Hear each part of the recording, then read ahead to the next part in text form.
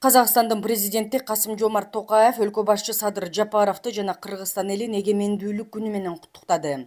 Казакстан элинин жана жеке өзүмдүн атымдан сизди жана бардык мекендештериңизди эгемендүүлүк күнү менен чын жүрөктөн куттуктайм.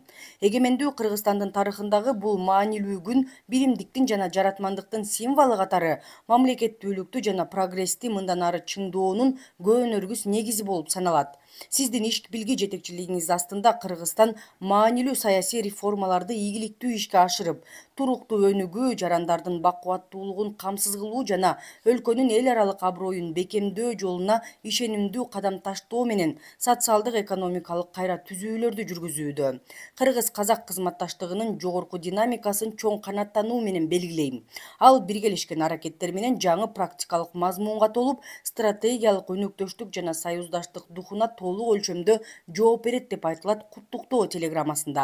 Касым-Жомарт Токаев боордош Кыргызстандын бакубатчылыгы жана гүлдөп өнүгүү максатында Садыр Жапаровго жооптуу мамлекеттик ишмердүүлүгүндө мындан аркы ийгиликтерди каалады.